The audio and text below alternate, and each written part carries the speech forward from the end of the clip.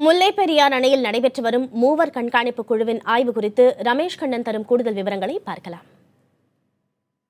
தமிழக மக்களின் நீராதாரமாக இருக்கும் முல்லைப் பெரியாறு அணையில் தற்போது மூவர் கொண்ட கண்காணிப்பு குழுவின் ஆய்வு நடந்து வருகிறது.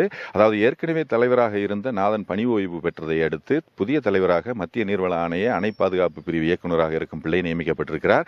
அவரோடு தமிழக பொதுப்பணித்துறை தலைமைச் செயலராக இருக்கும் பிரபாகரனும் கேரள நீர்ப்பாசனத்துறை செயலாளர் இருக்கும் குரியனும் இந்த ஆய்வில் இடம்பெற்றிருக்கிறார்கள். தவிர தமிழக கேரள அரசு பிரதிநிதிகள் இந்த ஆய்வில் பங்கேற்றிருக்கின்றனர்.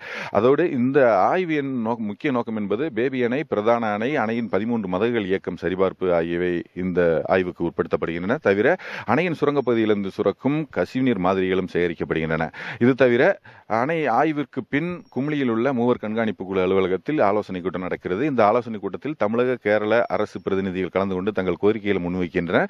தமிழக அரசு சார்பில் 3 முக்கியமான கோரிக்கைகள் முன்வைக்கப்படும் என்று எதிர்பார்க்கப்படுகிறது. குறிப்பாக அணையின் பேபி அணையை பலப்படுத்தும் இந்த நடவடிக்கைகள் குறித்து இந்த முதல் கோரிக்கையாக வைக்கப்படுகிறது. அதாவது பேபி அணையை பலப்படுத்தினால் மட்டுமே அணை நீர்மட்டத்தை 142 அடியிலிருந்து 52 அடியாக 152 அடியாக உயர்த்த முடியும் என்ற ஒரு சூழல் இருக்கிறது.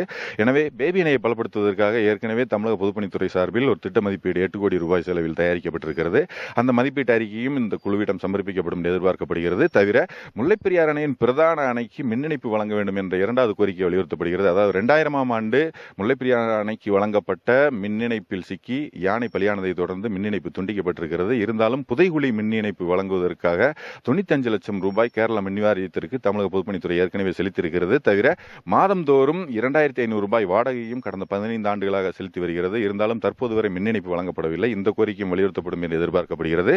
இது தவிர முல்லைப் பெரியாறு அணைக்கு வல்லக்கடவிலிருந்து வரும் 6 கிலோமீட்டர் சாலை செப்பனிட வேண்டும் என்ற ஒரு கோரிக்கை 3வது கோரிக்கையாக வைக்கப்பட இருக்கிறது. பேபி அணையை பலப்படுத்துதல் என்பது சில ஆண்டுகளில் செய்ய வேண்டிய விஷயம் இல்லை என்பதும் இதற்கு பல ஆண்டுகள் அதாவது தொடர்ந்து பல ஆண்டுகள் நீடிக்கும் ஒரு பெரிய திட்ட செயலாக்கம் என்பதும் தெரிய வந்திருக்கிறது. எனவே தமிழக மக்களின், தமிழக விவசாயிகளின், தமிழக அரசின் 152 அடி கனவு என்பது நிறைவேறுமா என்பதை பொறுத்திருந்துதான் பார்க்க வேண்டியிருக்கிறது. புதிய தலைமுறைக்காக ஒளிப்பதிவாளர் நிதர்சனுடன் தேக்கடி மதகு பகுதியிலிருந்து ரமேஷ் கண்ணன்.